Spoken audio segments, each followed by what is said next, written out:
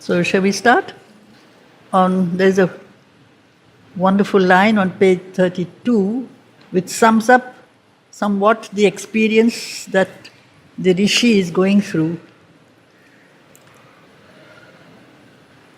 He abode at rest in indivisible time. That is, he's moving away from this world in which we live from moment to moment. We have no experience of the all. We don't know why we come and where we come from. There is this sense of everything is fragmented. Gradually, the consciousness is becoming one whole, not a little, you might say, collection of moments, but a continuous all. That is why he is no longer trapped in the way the usual human being lives from the moment-ridden flux. We move from moment to moment. We have no knowledge where we come from. We have no knowledge why we are. We have no knowledge where we are going. We are hurried from phenomenon to phenomenon. Instead, he abode at rest from indivisible time. This is the first sense of absolute quietness, stillness, which is fundamental to all knowledge.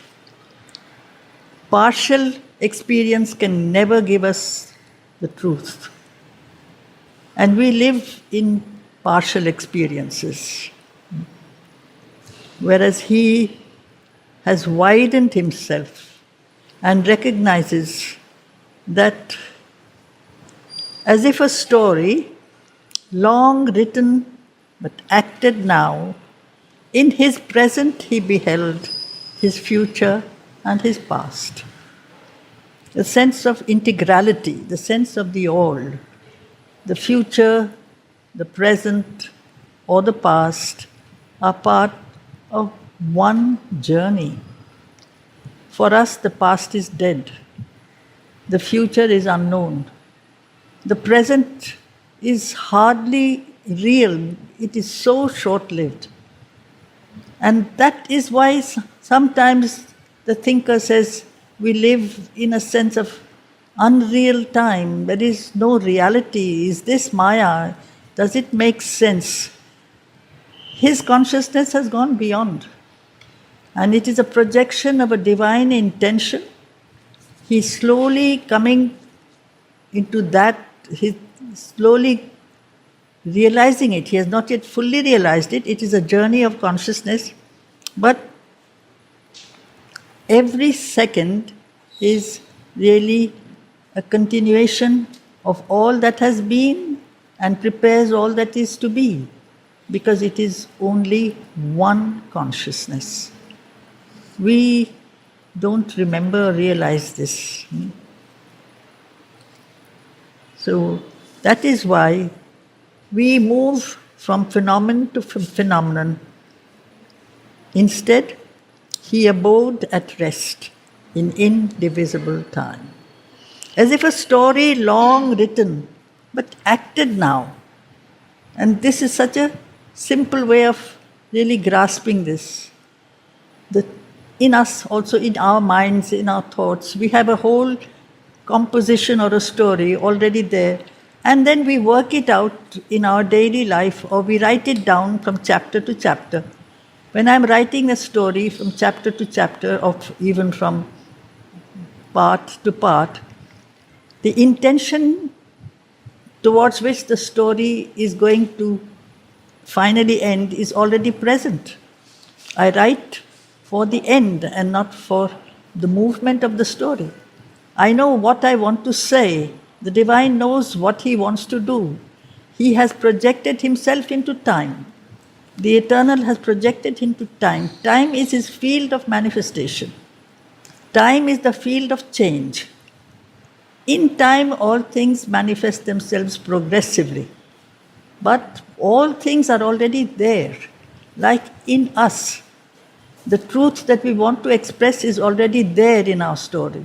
And we write it out a little at a time. That doesn't mean the truth is not already there. And so, this is an image which is a story long written but acted now. In his present, he held his future and his past. The present is the result of the past, the future is the result of the present, but they are not separated by, in us, they are separated by ignorance, by unconsciousness. In him, that unconsciousness is slowly being wiped out. So he sees the whole. Felt in the seconds, the uncounted years. This present moment, even this present existence that we have now, is the result of such a long journey of evolution, where we started perhaps as nothing at all, inconscient, absolute motion, you might say, formless energy. The inconscience is formless energy. From there, slowly there is a emergence into matter, and matter grows into the field, manifests life, and life manifests mind. But all this implies that mind and life were present already somewhere hidden in matter, out of which matter, which itself was somewhere being prepared in the formless energy.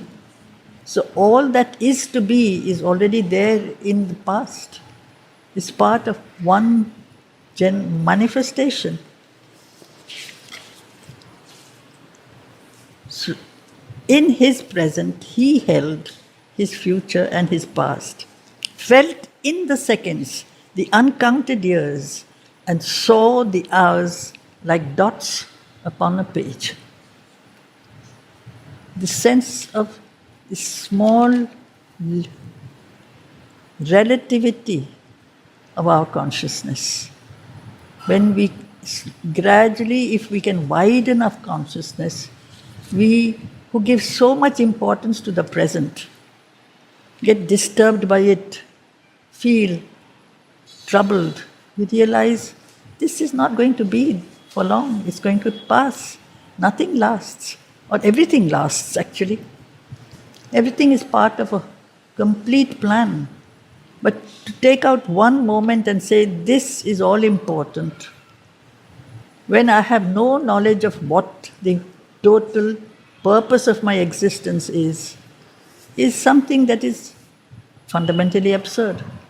Unless I have the knowledge of the all, I really have no knowledge of the part. We give value to the partial, momentary experiences. We have no right to say it because we don't know the reason for the purpose of our existence. From where has this purpose been projected from? That supreme consciousness is far beyond our reach. For what have we been thrown into this world of change, of multiplicity, of rise and fall? There must be a reason which I today cannot fathom. But then, because I cannot fathom, that doesn't mean that there is no purpose. I have to widen my understanding, deepen my perception, change my nature and consciousness, gradually enter into the heart of the truth slowly. And this is what the yogi is doing here. This is the yoga of Sri Aurobindo himself. And he said he started his journey as a seeker of knowledge, of jnana. And knowledge is the knowledge of the all, not the knowledge of the part. An aspect of the unknown reality altered the meaning of the cosmic scene. even this moment, because this is not an experience which is final for him. But even this expansion of his consciousness altered the meaning of the cosmic scene. Otherwise, one may tend to say this cosmos is Maya. What was there yesterday is not there today. What is there today will not be there tomorrow. And I was there yesterday, I will not be there tomorrow. So why then at all come down into this world? Why not stay somewhere in a far beyond where I am part of the eternal? The soul is the eternal. The soul is a projection of the eternal. The body is not eternal. It is mortal. So the mortal goes back into the world of mortality. The soul goes back into the world of immortality. It doesn't seem to make really any sense. If this is the yoga of Sri Aurobindo, if the immortal soul has come down into this world of mortality, the mortality is capable of receiving the soul because in it is already hidden the possibility of opening and responding to the descent of light. And that possibility could not be there unless the divine were not already involved in the darkness, in the unconscious, in the world of matter. It could not receive. A person who is blind cannot recognize light. Matter receives the soul. Matter is not totally unconscious. It is consciousness which may be very well hidden, but it is there. And that is the reason why the lower can grow into the greater, because the greater is present already. This is the reason why Mother keeps on insisting on us being open, receptive, not to jump to conclusions very quickly, not to allow the mind to judge from the surface appearances, because the surface appearances are really just like the waves that pass on the water. They don't really, the waves are not the ocean is in the depths.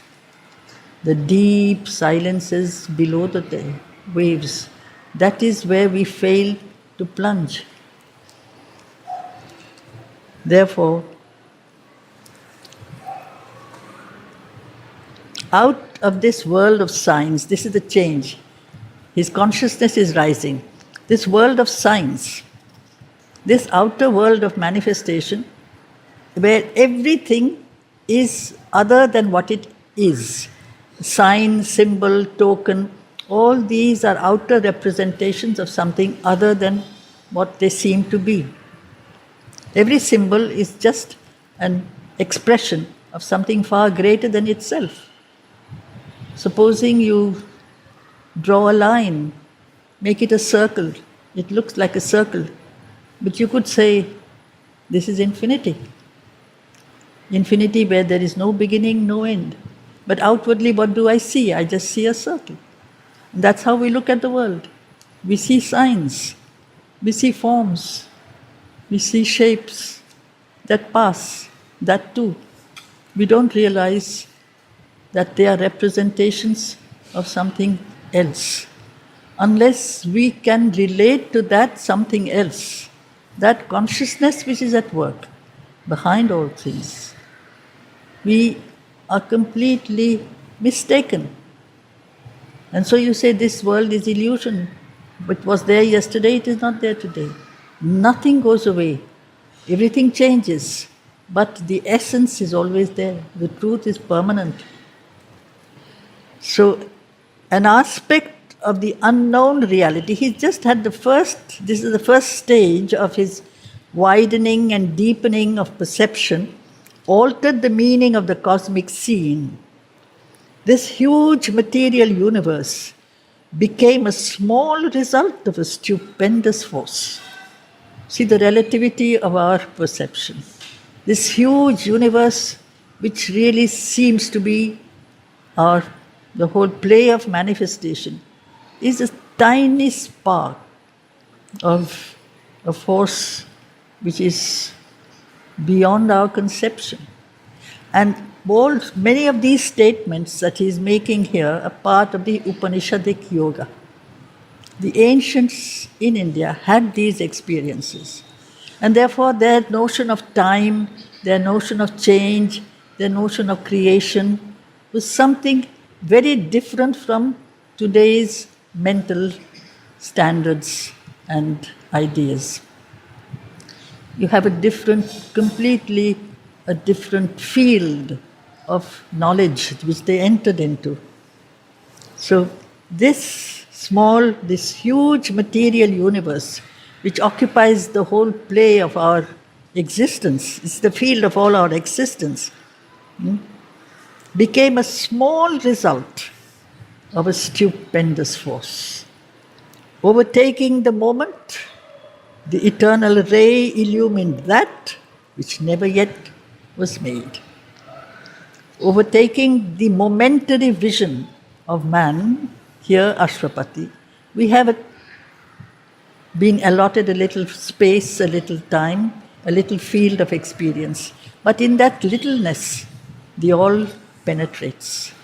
In my little nature, the infinite can abide, or at least from time to time, I can get a contact with that. And this is why, in the moment, the eternal comes. When that happens, that which never yet was made, because it is eternal, that is the supreme, that is the Brahman, that is the absolute Tat. It was never made because it was there before anything was made. So in this little moment of our daily existence, even if our existence can last 500 years or whatever you want, it is nothing compared to the eternal and the infinite. This little atom that I am can hold the infinite. Is because it is there. The infinite is already present. But I fail to recognize it. But when I do recognize it, as he does here, it overtaking the moment, it illumined that. In the moment you see the eternal. In the little fragment of time, which is a human life, you see the eternal. When that is done, thought has to stop. Because thought likes to make categories, makes all kinds of classifications, justifications, explanations. But if you say the smallest particle contains the infinite, that is a statement that thought will find completely unacceptable. So, smallest particle of space or of time, doesn't matter which, both are the fields of our experience. We can't exist outside space and time. And yet, something far beyond space and time is in us. We are not only beings that live in space and time. Otherwise, we would not have any purpose. But within these little existences, this is the divine experiment. This is the delight of manifestation, that he, the one, has plunged himself into the many, and in the many he has created all kinds of possibilities. A kind of possibility that Sri Aurobindo elsewhere in the Life Divine says, the self has created the otherness of self. The otherness of self, if self is consciousness, he creates unconsciousness. If self is light, he has created darkness. How else can there be a game unless there is a division, there is a multiplicity, there is a variety, and then there is either a clash, but after the clash, the possibility of a greater, richer oneness and harmony, which is fundamentally the basis of all the experiments that even here Mother has started, begun, whether it is here in the ashram or in Auroville or in the universe as a whole. There is no sense of one truth. The one truth is the many. The many is combined to create a greater and richer oneness. It is not uniformity. No unity is uniformity. Unity is complex, multiple, rich, varied, And so thought, that creature that is so argumentative, has to be stilled. The first condition for knowledge, according to the ancient rishis, is silence your mind. Shut down thought. Chitta vritti nirodha. Shut it down. Then your mind can become vast, quiet, blank, empty. Then it can reflect the light like a vast sheet of quiet water. It can reflect the skies above. Otherwise, in our daily mental agitation, it can reflect nothing except its agitation. And therefore, thought lay down in a mighty voicelessness. The toiling thinker widened and grew still. Man who thought he was at the top of the evolutionary ladder because he was trying to shape his existence by the help of thought, then he realized that you have reached that state where you have to go beyond.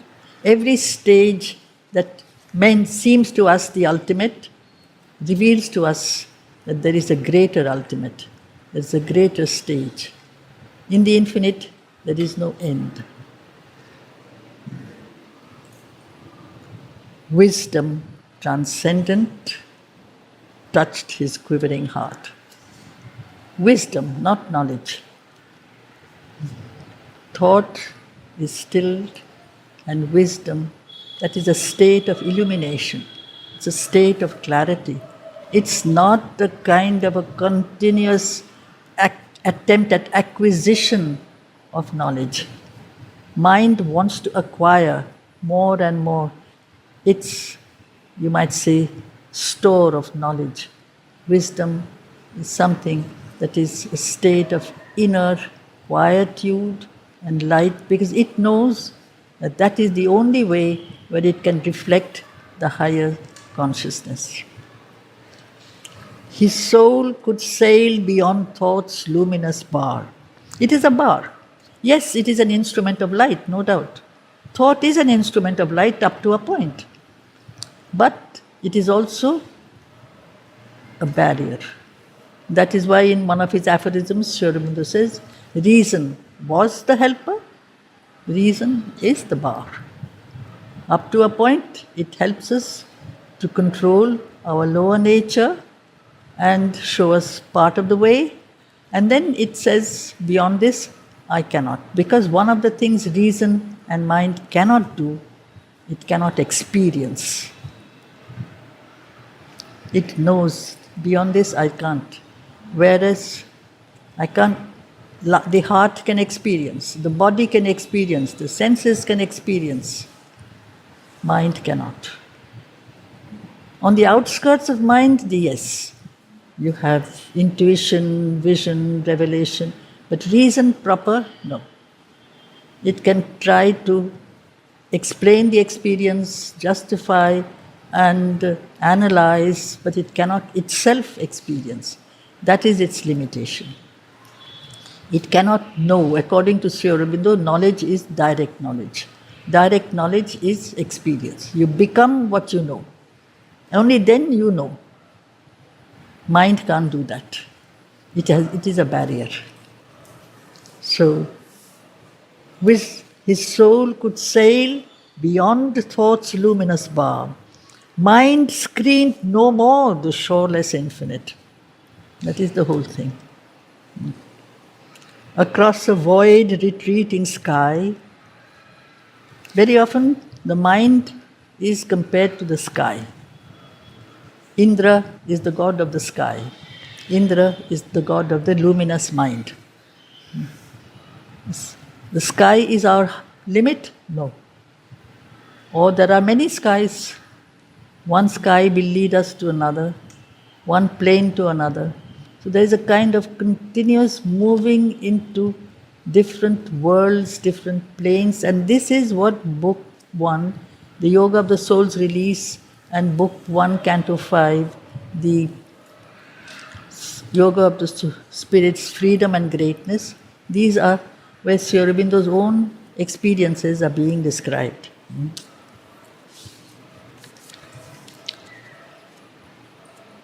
Across a void, retreating sky. Void because the mind has become empty. He glimpsed through a last glimmer and drift of vanishing stars, the little points of light that the mind does give. In the darkness, the star is a light. In the mind, there are thoughts that give some kind of guidance. But gradually, the mind itself realizes when the ego has gone from the mind. That is the first condition. Whatever stops us from going beyond is the ego, the sense of achievement, the sense of I have done this. Mind has a huge ego, especially a very strong, intelligent mind has a very strong ego. When that has accepted that it doesn't really know much because it cannot experience much. It's like the stars are slowly vanishing. They become dark, or is it the darkness that is the mother of light? Out of the darkness, light comes out. Out of the night, dawn comes out.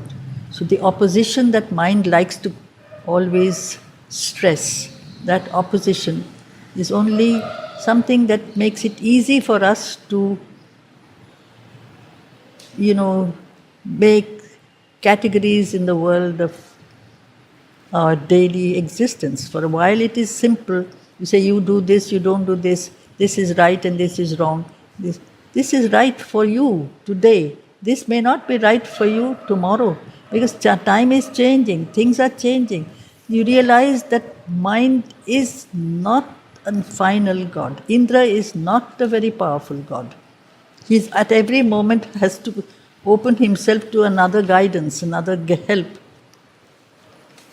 So through a last glimmer and drift of vanishing stars, the superconscient realms of motionless peace, that appeared.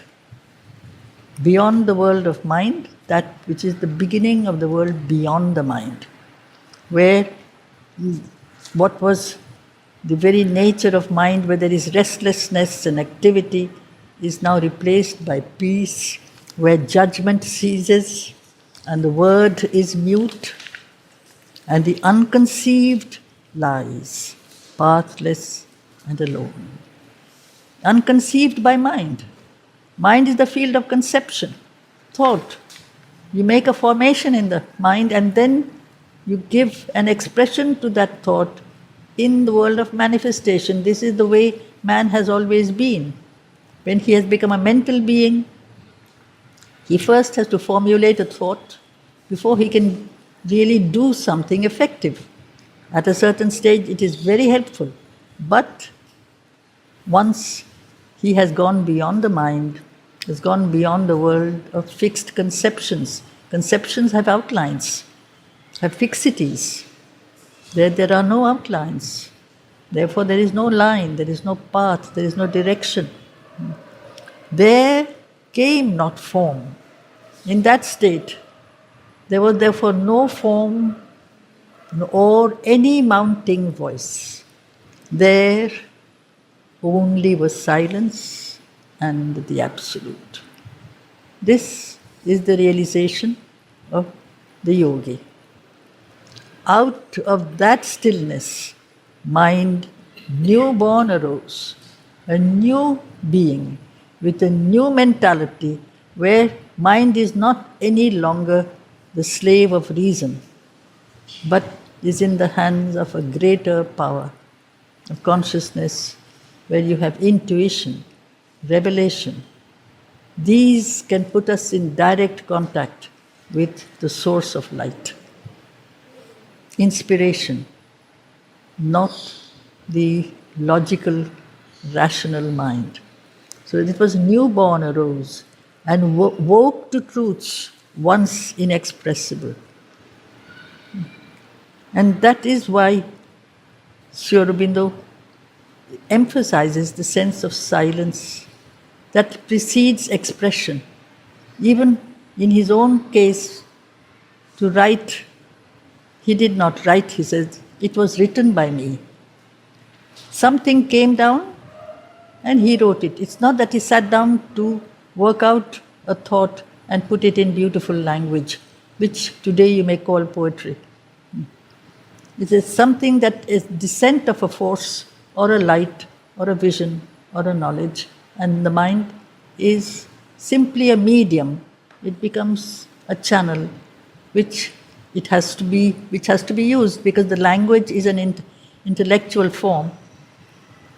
So it is a different kind of function. The mind is simply a channel. It is not the author of creation. A seeing thought, you see, it's not a thinking thought. Direct vision, a self-revealing voice. Seeing, hearing, direct senses, sight, hearing, they are sense experiences that put us in touch with the world around us. There are many worlds, so there are different ways of seeing. With our physical eyes, we see the physical world.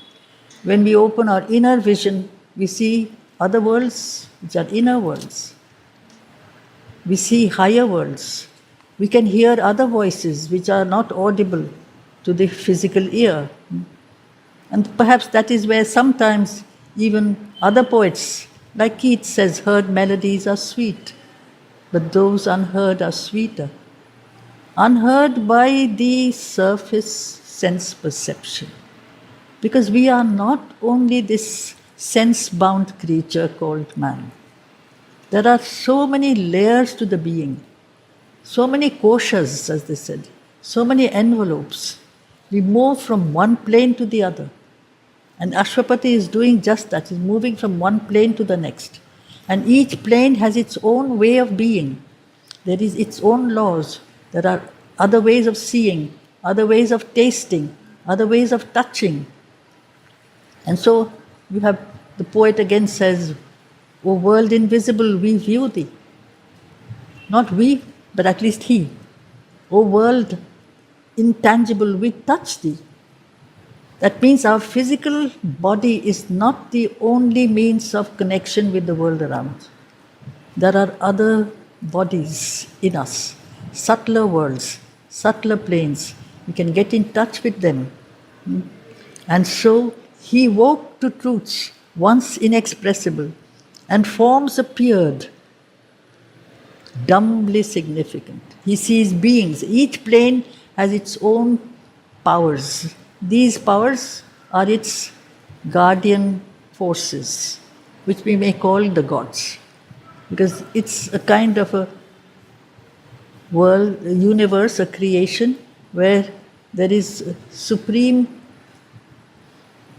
order. It is not chaotic. It is not random. So it is as if on each plane there have been beings who have been allotted a role, that you hold up this plane. It's like a house of many floors. Every floor has its own characteristic. So there are many worlds. Above the physical world, you have the subtle physical world. It has its own way of being, its own forces, which are not, these forces are very faithful to their task. You may call them entities, you may call them beings, you may call them gods, call them what you like, but they are simply emanations. They are projections of the Supreme, who has allotted to each one a task. Man gets in the way. He wants to be everything. He can sometimes argue, he can demand. These gods have no ego.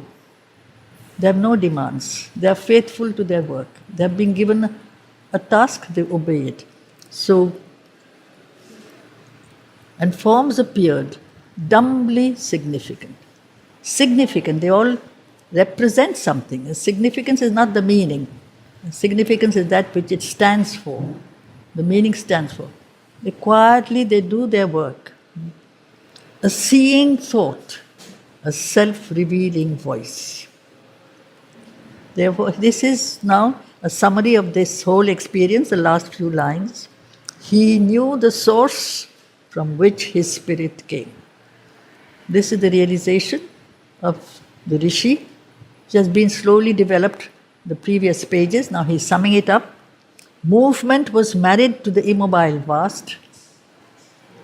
The opposition, the contrasts, when you say movement and immobility are opposites, no. From that same stillness are projected all movements. They are children of the same origin. And therefore, they are like the wave that goes back to the ocean after it has come to the beach. It goes back to the bosom of the sea. It's the same thing. They just do their work. There is nothing comes, nothing goes. There is no death. There is no beginning. There is infinity. There is eternity. It's a play of the multiplicity, but the multiplicity is a projection of that total unity. And so he plunged his roots into the infinite. He based his life upon eternity, which is very different from the way we live. We live in time and we live in small fragments of consciousness. So this is the realization of the Rishi. The only thing is, this is the result of a long, long tapasya, of effort, of preparation. These experiences do not come just like that. They have to be really progressively, you have to work on our nature, suppressing all that resists, the ego, the ignorance, the resistance, the inertia, the bad will, all these things which are part of the lower nature, they have to be mastered. Sometimes they are so difficult to master that one just pushes them away and says, they can't do anything with this, I can only live on my higher worlds of consciousness. Many yogis do just that. They abandon the connection as much as possible with the body or the lower vital or even the higher vital and live as much as possible in their quest for light and truth. But that is an incomplete solution. Sri Aurobindo's answer is that he starts with that, but progressively he realizes that this is not the final answer. So it's a very long journey. The body also has to participate, the vital also has to participate, and therefore it is something progressive. Only a while at first these heavenlier states, these large, wide poised upliftings could endure. The high and luminous tension breaks too soon. The body's stone stillness and the life's hushed trance, the breathless might and calm of silent mind, the state of meditation, the state of calmness, where you feel that your whole consciousness is one-pointed and turned upwards. This does not last unless the foundation in the being has been illumined, and this has not yet been done in him. The body's stone stillness and the life's hushed trance, for a while he has achieved that. The breathless might, that strength that comes from absolute stillness, not the strength that comes in the display of violence and action, the strength that is the opposite, that is expression of complete immobility.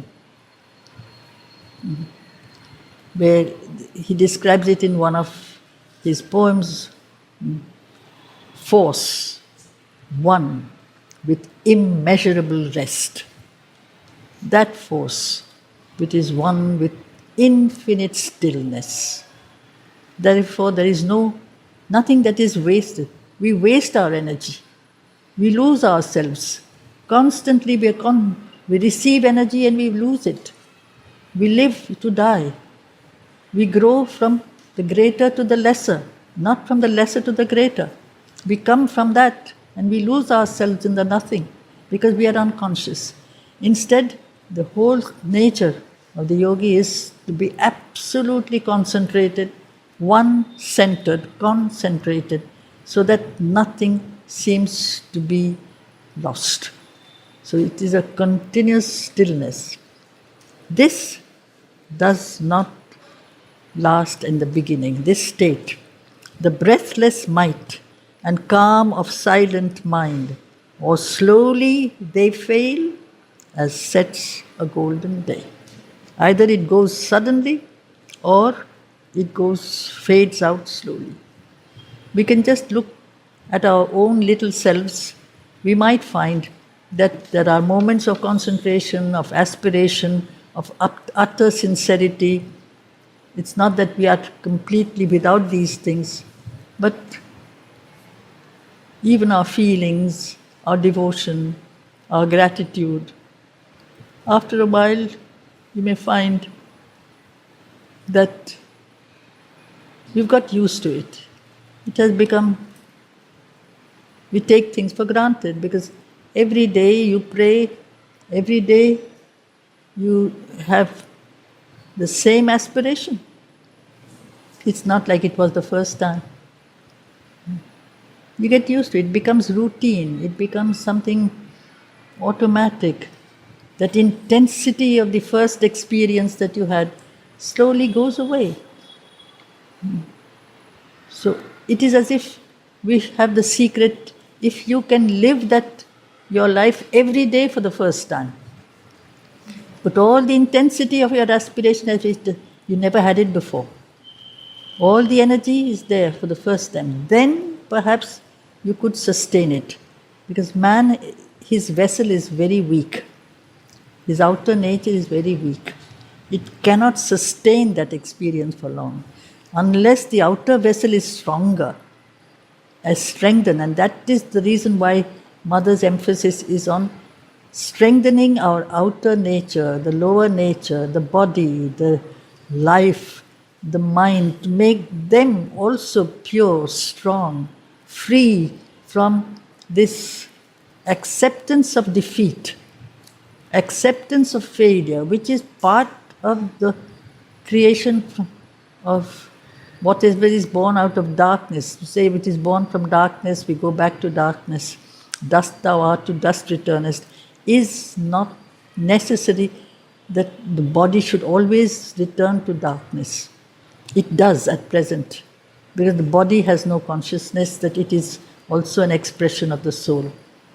The soul returns to the divine, the body too is an expression of the divine, but the body has forgotten it. It has lost that, and therefore the failure takes place. The restless nether members tire of peace. You can see that we can't be quiet for too long anyway. A nostalgia of old little works and joys, and this is the dangerous part. Nostalgia is a love of the past, of what we were. I like myself, even today, I like to think of myself as I was, say, 50 years ago. And I was full of flaws, I still am, but there were other difficulties and other twists and turns in my nature. But you say life was fun. I had fun, I made mistakes, and I got hurt in the process, because if you make a mistake, you have to pay the price. There's a price of pain. But you say, but that is life. You live, you get hurt, you play around, and this is very attractive. So the spirit which is calm and quiet does not attract man for too long. He likes his play, he likes this game. But this is the looking back and the, you might say, attachment to the past. That is why Sri Aurobindo and Mother both have said, if only humanity consented to be spiritualized. The consent does not come. The spirit consents, the rest doesn't. I have a spirit, I have a soul, but I have also other parts in my being. And all of this do not agree to change at the same time and all turn to the divine. You say, I can't help it, I'm made this way, I like this is my weakness, but I don't call it a weakness, I call it a pleasure. So, a nostalgia of old little works and joys, a need to call back small familiar selves. You see, we are many people, we are not one person. That is the whole purpose of the first stage of yoga, is to become one person. We are made of many elements, and each element has its own way of being. So each part wants to manifest itself, wants to make its call, whole familiar selves, to tread the accustomed and inferior way. The need to rest in a natural pose of fall, as a child who learns to walk can walk not long, replace the titan will forever to climb. The tapasvi has this will forever to climb. Concentrate all his energies and turn it upwards. Tapas is heat. Tapas, flame that goes up without vacillating, without moving, it's directly upwards. This is very difficult. This is the one, if you read Mother's prayers, she repeatedly speaks about this flame that goes straight up. It doesn't. For us, not all the time. We forget about it. We go back to our ordinary ways of being and thinking because we like ourselves that way. Part of me likes that. And therefore, we forget. Like a child makes an attempt. When he wants to learn to walk, he makes many attempts before he can stand.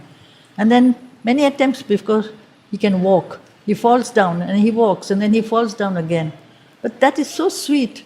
You see the energy, you see the play. So there is a joy in the walking, there's a pleasure in the seeing him fall also. As a child who learns to walk can walk not long, and then when the child falls down, his mother comes and picks him up. So each time we get hurt, we turn to the mother to ask for her grace, to ask for her help. That also is part of our existence. Replace the titan will ever to climb on the heart's altar, dim this sacred fire. It dims with time. That flame of aspiration does not burn constantly. It becomes automatic. Yes, you may light a flame every day. The first time you light a flame, you say you light an incense stick. You do it with your full aspiration. If you do it every day, it may be that you do it automatically, in a routine manner. It is typical in India. You do certain movement, this is when it becomes ritual. It is routine. It is not as if you are lighting that agarbatti for the first time and every day is for the first time. Every day your whole aspiration is behind that. It's very tiring. The spirit gets tired. So you do it in the morning at a certain time, you do this at a certain time, you go and touch the samadhi at a certain time, and then you carry on with your daily existence as if you have paid your tax to the Lord and the Mother, and after that you carry on with your daily life. This is natural. This is not something bad. It is natural at a certain stage, but we have to accept, if we want to really move along the lines of Sri Aurobindo's yoga, we have to say, we have to replace this by a new naturalness, if you like, a new way of being. It has to be replaced. It cannot be repeated forever. Otherwise, we stay in the same place, repeating the old ways. Why does this happen? An old pull of subconscious cords renews. The pull of the past.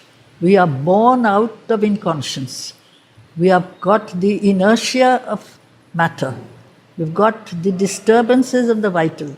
However much you may aspire, we are not yet free from all these impurities, and they are heavy. They are dull. The gravitational pull is very strong in everything. An old pull of subconscious cords renews. It draws the unwilling spirit from the heights Because the spirit has struggled to rise up and it slips. Like you climb up a slope, it's possible to slide down at any moment.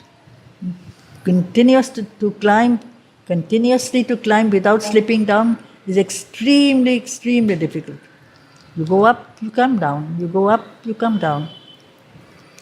Or a dull gravitation drags us down. We might call it the gravitation of dullness, of inertia, because that is also part of our makeup, our nature.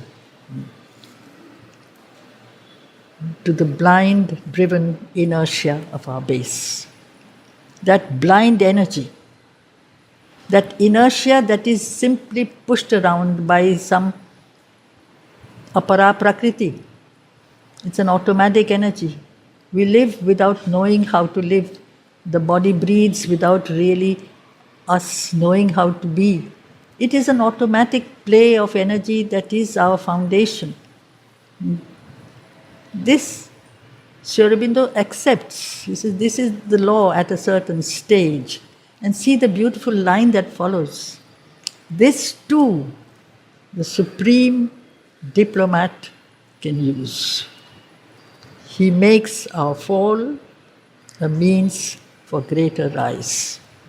It's like every time you fall, you get hurt, and if you are really sincere, you realize why you got hurt, and you make that experience a stepping stone or a springboard to a stronger and more sincere attempt.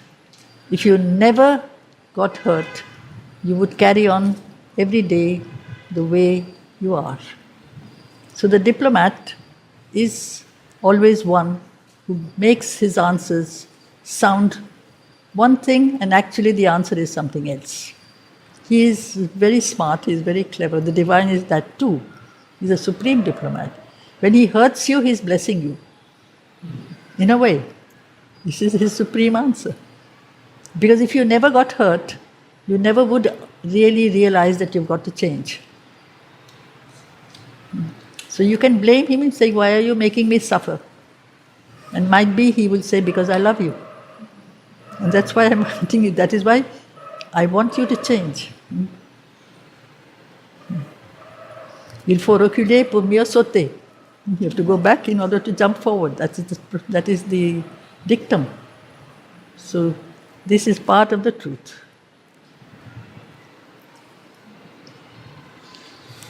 Okay.